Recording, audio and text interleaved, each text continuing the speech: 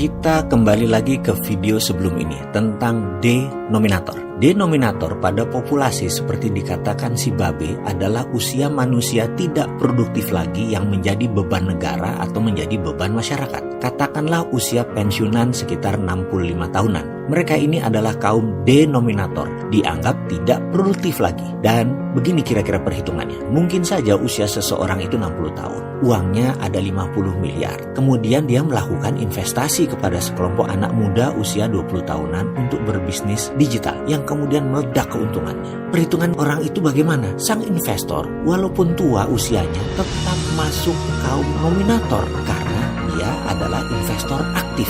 Jadi nominator itu kuncinya adalah berbasis produktivitas. Saya coba memberi penjelasan sekali lagi tentang denominator. GDP nasional Indonesia 918 miliar dolar dibagi dengan 260 juta, maka GDP per kapita bangsa Indonesia adalah 3.600 dolaran seperti keadaan saat ini. Jadi kaum denominator adalah kaum pembagi atau pemberat. Kaum nominator adalah kaum prestasi dan biasanya diwakili oleh usia produktif 15 sampai 58 tahun dalam range skala usia. Jadi kalimat si Babe yang mengatakan suatu hari kita akan jadi denominator dalam video sebelum ini sudah mulai paham kan? Sekarang growth yang dimaksud oleh pemerintah adalah pertumbuhan GDP nasional atau GDP per kapita. Benar, GDP nasional naik 5%. Namun apakah GDP per kapita juga naik 5%? Nah, Anda coba sendiri yang jawab. Jangan-jangan nggak sampai 5% atau malah turun GDP per kapitanya. Karena apa? Karena faktor denominatornya besar dan faktor nominatornya BUMN. Dan BUMN tidak untung, tidak membuat nilai tambah atau value added. Masih kurang cukup bukti bahwa BUMN ala Rinso itu bermasalah. Sekali lagi, saya ini menyarankan jangan pakai BUMN sebagai agent of changes. BUMN yang diginiin sama Rinso itu jangan dilanjutkan lagi. BUMN itu bagus untuk pioneer bisnis, itu bisnis spesial saja. Mau bukti kalau BUMN faktor pemberat bisnis atau mau bukti kalau BUMN itu faktor pemberat negara ini, kembali ke teori dasar total faktor produksi atau TFP. Jangan sampai pejabat nggak ngerti ilmu dasar beginian, geblek namanya. Negara bisa bubrah ekonominya. Heran, lah kok bisa jadi pejabat orang kayak gitu. Kita ulangi teori TFP, yaitu L kali C kali T kali R. Pasti tahu semuanya kan? Kita lanjut. L itu apa? L itu labor.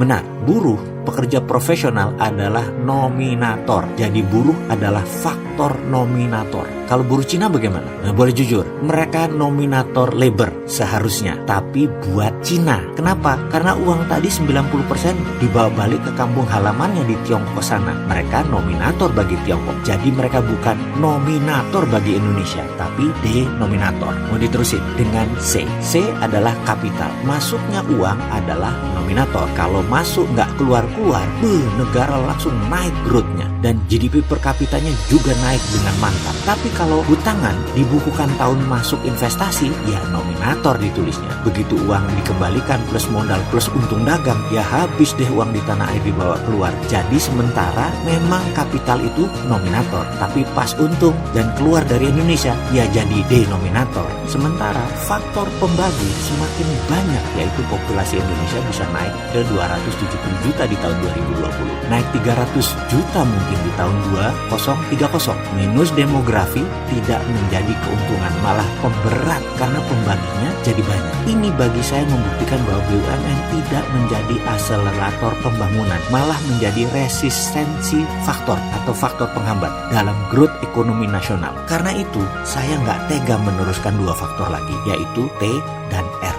Bener deh, takut pejabatnya kelenger. Padahal saya ini mau ngingetin pejabat, tapi pejabatnya gampang baperan. Jadi takut dengan lanjutin.